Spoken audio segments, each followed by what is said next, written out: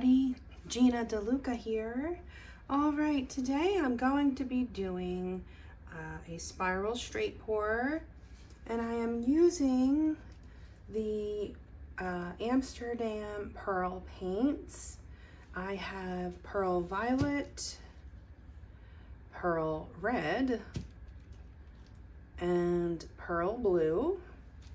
My background slash base coat color is going to be the Amsterdam Permanent Blue Violet. And this painting, so this was a straight pour done with those colors plus the pearl white. And the pearl white, I think, kind of took over. And I really wanted to see what would happen. The pearls aren't showing up very well, but they really looked very cool. I'll see if I can give you a close-up on that at the end. Maybe you can see the pearl show up better. But I wanted to see how these would turn out with just the colored pearl paints without the white. I am going to be doing some more brush work coming up, and if this just winds up being the background for some brush work, that's fine. But I did want to test these paints and see what happens in a straight pour with just the colored pearls. So that's what's happening today. These paints are mixed, 1 part paint to 2 parts Floetrol. I have not added any water to any of these. The consistency that we're working with, I don't know if it'd be easier for you to see on a lighter color. This is a 2 on my consistency scale. It is making a mound, but it disappears quickly. It's making a nice, thin, even stream off of my stick. That's what you're looking for. You don't want it to get thin and thick and thick and thin, and that means your consistency is inconsistent and you need to keep mixing. Before we get started, have you seen the Fluid Art inspiration cards? If you have, you can fast forward about a minute. What we have are 52 cards. There are 42 technique cards, and each technique card has an associated video here on YouTube that gives you the exact paint brand, color, consistency, the recipe, and of course the technique, all of the things that you can't fit onto one card. This is a picture of the painting in this video. This box contains a tip for this technique, and here at the bottom you have the color palette that was used in this painting. And then these 2 boxes can be used as the basis of a 2-color palette, or you can build off of those colors. There are 8 bonus color palette cards. Each one has 5 color palettes. You can use all of the colors or just some of the colors. Mix and match the bonus color palette cards with the technique cards, and you have more combinations than you could ever paint in a lifetime. These are available at my website, ginadeluca.net, and also at amazon.com. Okay, the first thing I'm going to do is put some paint in my cup. I like to make sure that I have enough for my pour. And then I'm going to lay down my base coat. You will notice that my edges are already covered. I should get this stuff out of the way, huh?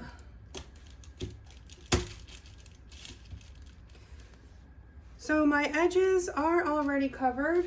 I do that because the way that I mix my paints and using Floetrol, it is a thin mix, and it may not give the best coverage on the sides of the canvas. Sometimes the canvas can show through a bit, and I don't like that. And I feel compelled to go back and fix it later. This just keeps me from having to do that.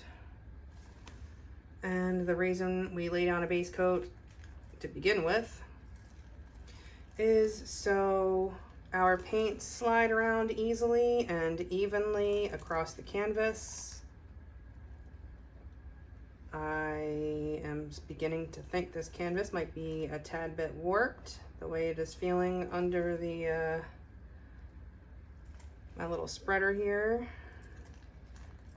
Tis not going as smoothly. Sometimes they can just be slightly warped. And although I did level this canvas, sometimes it can just be a little bit off. Hopefully not so much to affect the drying process.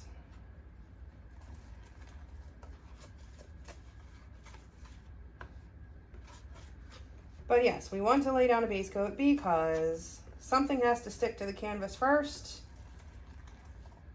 If it is not your base coat, it will be your pour puddle. And the edges of the puddle will stick to the canvas. And then the center of the puddle will roll over top. And you can lose some cool stuff on the edges. So, this just is my little insurance policy that I can use as much of my composition as possible.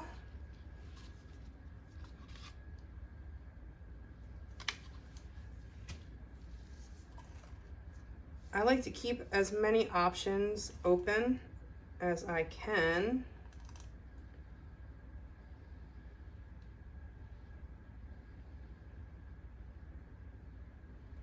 This corner feels a little funny to me.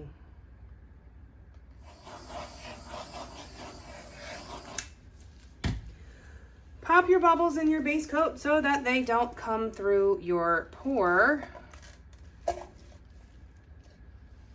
You wind up with these little tiny pinhead cells if you have bubbles in your base coat. That is why I use the same color for my base coat as I do for my background. At least it is a homogeneous color. I am adding a drop of water to this because it does appear to have thickened up just a hair. The sauce may thicken upon standing. Always check your consistency before adding to your cup.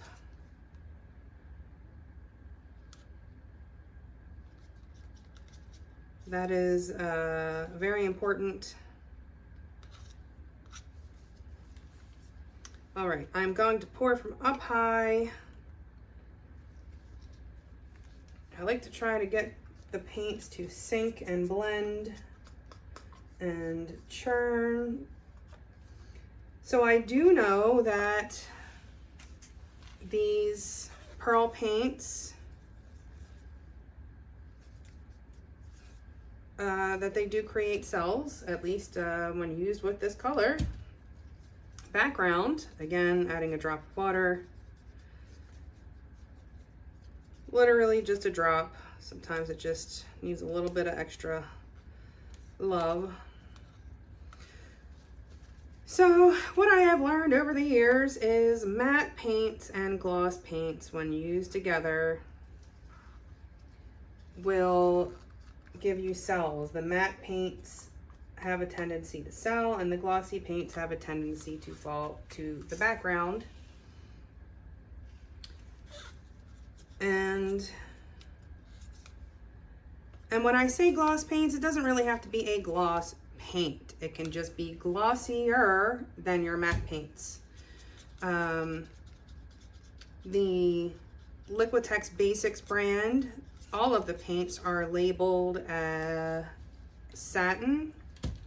But if you were to do swatches of every color, you would see that some are most certainly glossier than others. Cadmium Yellow Light Hue is matte. That was how I discovered the first straight pour.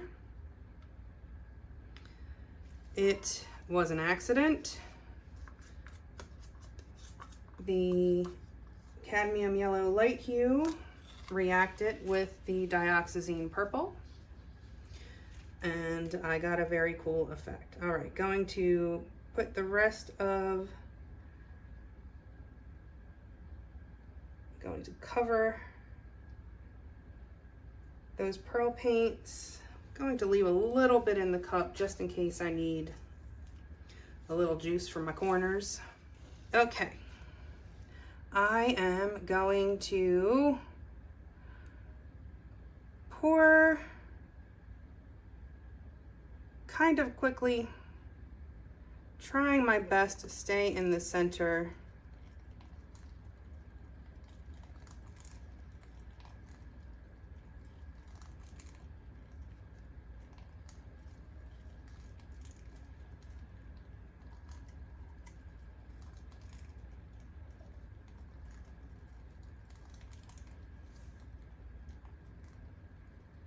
As I get to the end of the cup, I will spin more slowly and I will get closer to the canvas so that I have more control.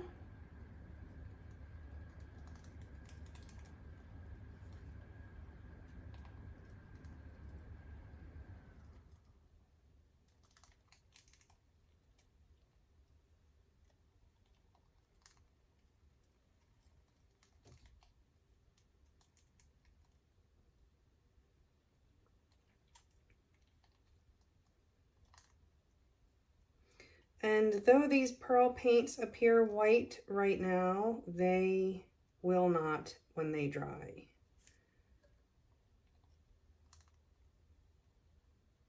They will be their respective colors. Really is a pretty cool thing that happens.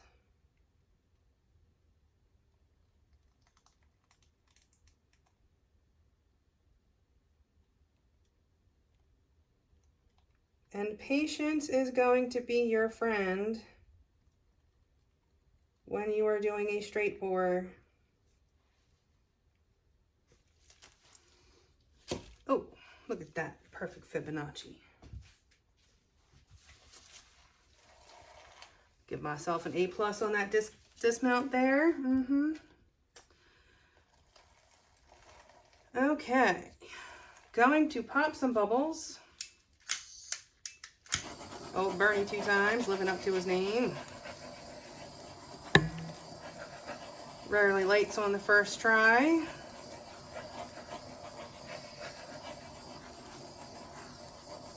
Okay, so as this sits,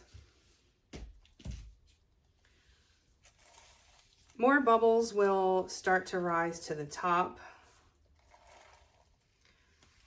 And when I pop them with the torch,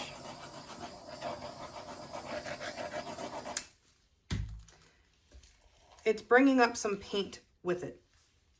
Some the paints that are on the underlying layers. So because matte paints have a hydrophobic effect, when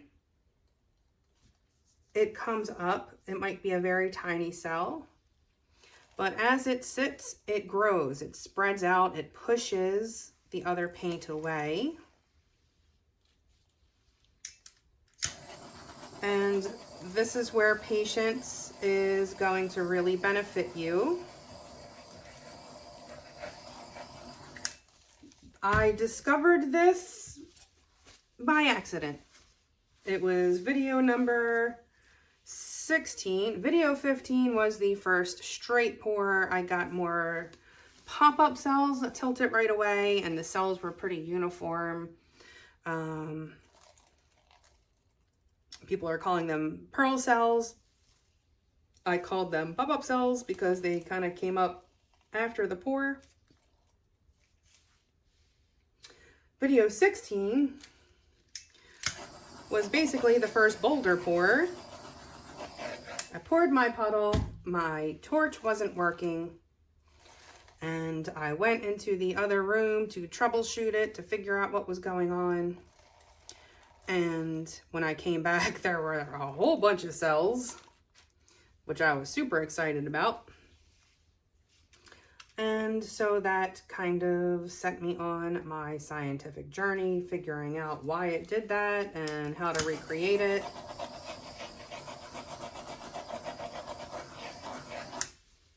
But the more cells I allow to develop now,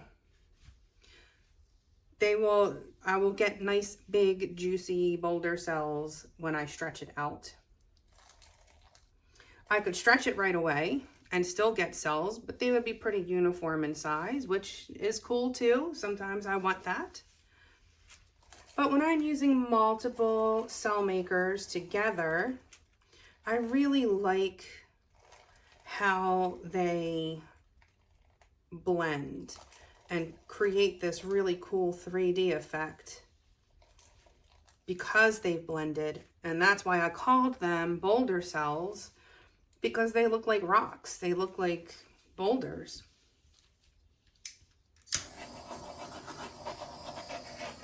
And I keep popping bubbles and it keeps bringing up bits of paint from the underlying layers that turn into cells.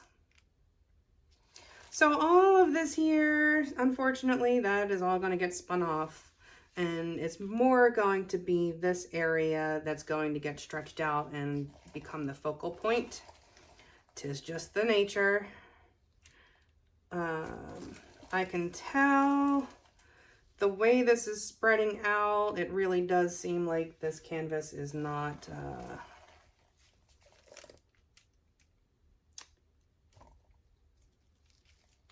perfectly flat. I do believe it is a bit warped.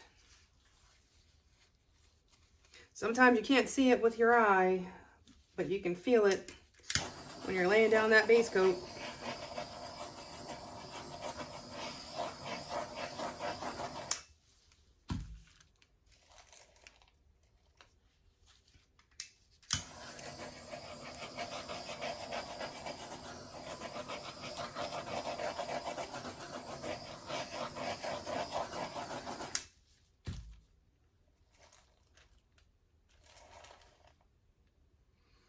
And I know this part is hard. It is hard to just sit and wait, and you really want to spin it. You want to stretch it out. You want to get it done.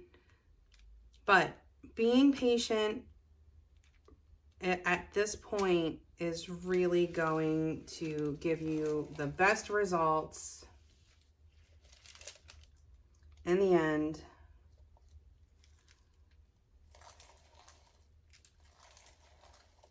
That spiral just came out so nicely. I'll be very interested to see how that dries. And again, none of this is going to be white. This is going to be a very dark painting when it dries. This purple is going to dry darker, and the interference paints are just going to kind of glow on top. There's not going to be a lot of contrast once this dries. If I had put the white in, there would be contrast. But I really wanted to see how these would turn out on their own without the white.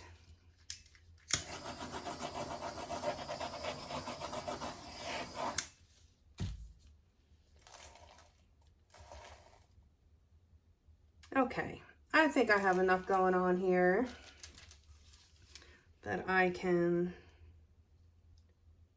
just touch up this little corner here. Looks like it dried up just a bit. I'm actually going to just zhuzh up all of these edges so that it slides off easily and evenly.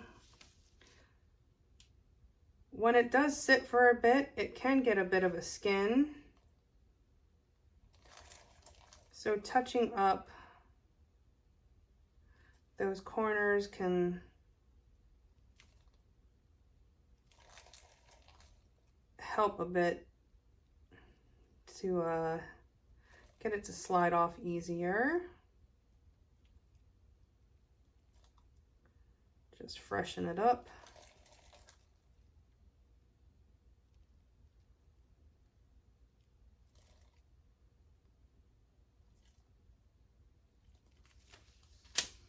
All right, one more pop of the bubbles, especially where I just touched it up. All right, let's give this baby a twirl. Okay, so this area looks like it's going to be problematic. I'm going to slide the canvas this way a little bit because I feel like that is going to be the area that's going to give me the hardest time.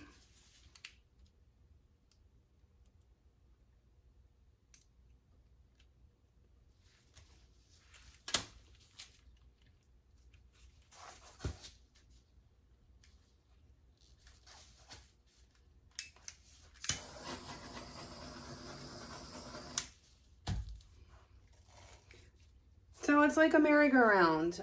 If you're in the center of it, you don't feel it pulling you that much, but if you are towards the outside of it,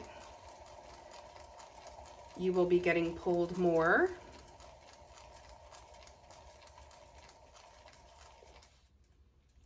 So you can use that to your advantage. The centrifugal force. What is most important to me is that my center is centered. I only want my focal point centered when I am using a round canvas or a square canvas.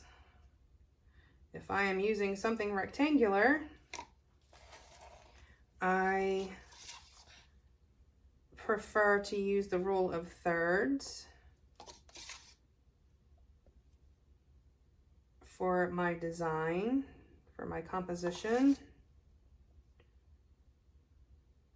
If you don't know what that is, I highly recommend giving that a Google. It makes your compositions more interesting. And I can see my edges are a bit dry here on the side, so I'm going to zhuzh those up a bit.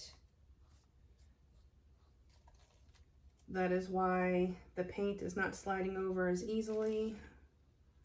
And you can just use some of your dripped paints to do that. That is fine.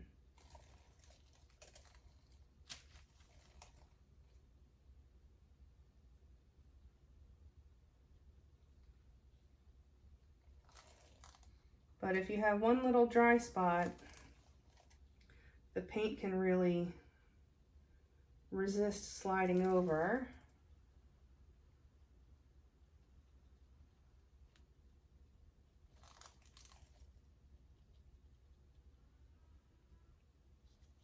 Okay, I think that should help. Let's give that another twirl.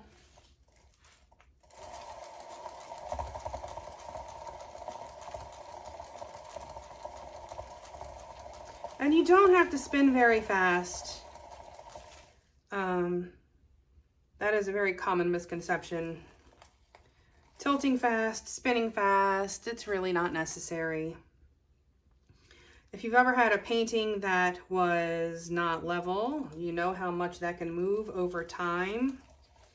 So it is okay to spin slowly. You do not have to fling your paint onto the wall. It will get there. And you'll see, like, my drips don't go past the corners. The corners are the last place that the paint is going to come off. And my drips don't go past that. There's no need to spin it that fast where it's flying off. It doesn't benefit you in any way whatsoever. I like to keep an eye on my composition and spinning more slowly allows me to do that.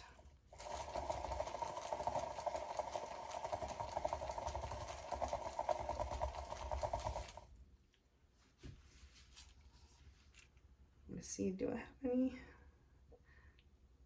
There's a little bit of paint left in this cup. I'm just gonna drizzle on these corners. I don't want to spin too much more off because I don't want to lose all those gorgeous cells.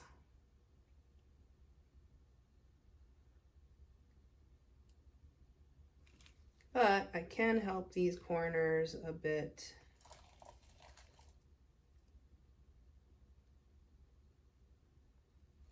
So just add a little bit of these, that last bit in the cup, and give it another spin. It will look like it was always there.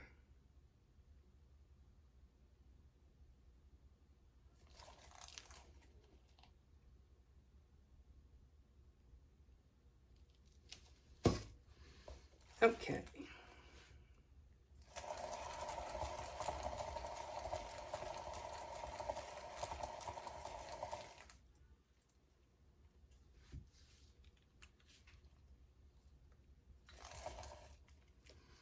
All right, is my center still centered?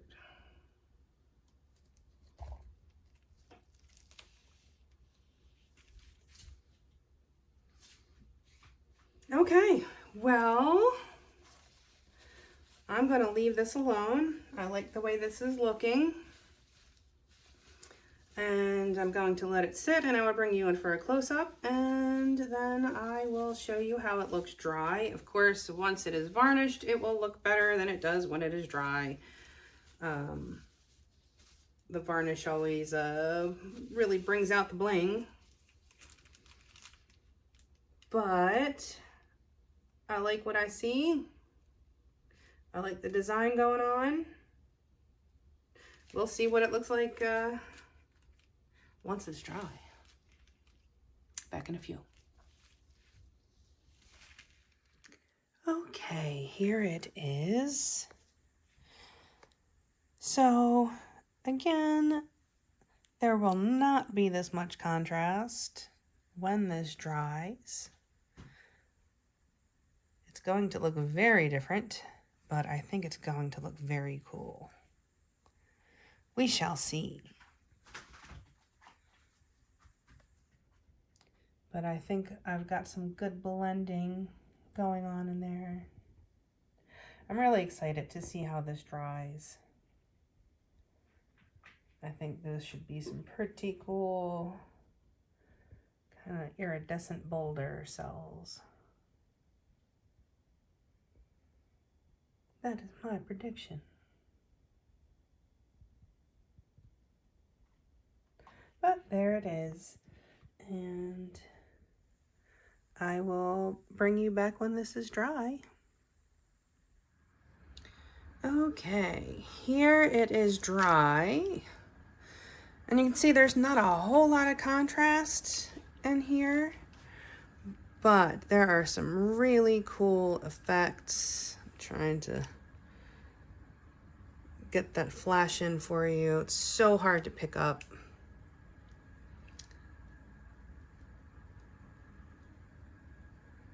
You get those flashes of color in there, which is really, really beautiful. Let me put this in some natural light and see if that does anything different. Okay, this is just by my window, some natural light here. You can see a bit more of that color going on. It seems to show up better on camera when there's just a single light source.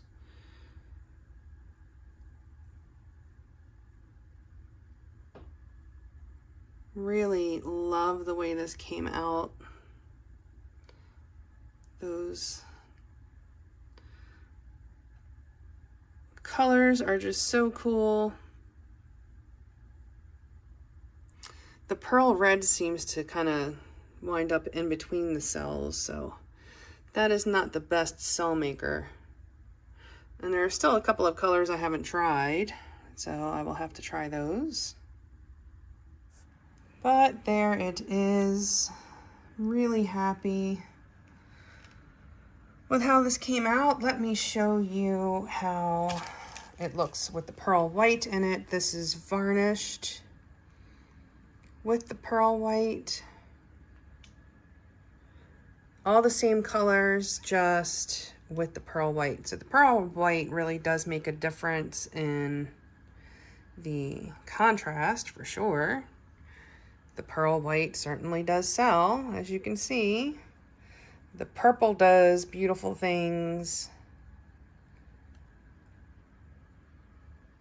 But that is, and you can see the red in between the cells up there. But that's what we have. I am excited to start using these pearl paints in my straight pours. I think it could add some pretty interesting effects. There will be experiments conducted, be sure. I want to take this opportunity to let you know there will be another YouTube art auction on August 16th at 7 p.m. Eastern. So do stay tuned for that. I will give some updates. I will show you some of the pieces that will be in that auction coming soon. Do check out the description box below for links to my PayPal tip jar if you feel so inclined. The affiliate links, if you use those links, I receive a small commission at no additional cost to you. And there's Amazon and Deco Art and Fluid Art Company, where I got these Amsterdam paints.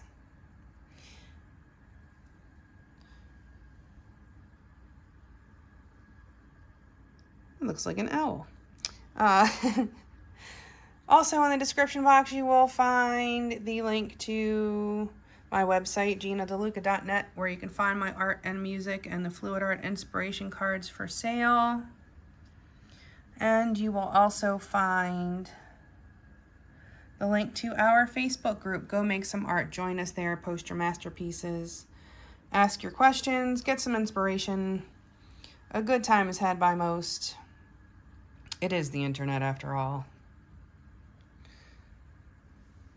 And I think that's it. I believe that's it. I probably forgot something. I usually do. But I'm going to say that's it anyway. I hope you learned something. I hope you enjoyed. If you did, please do like, share, and subscribe.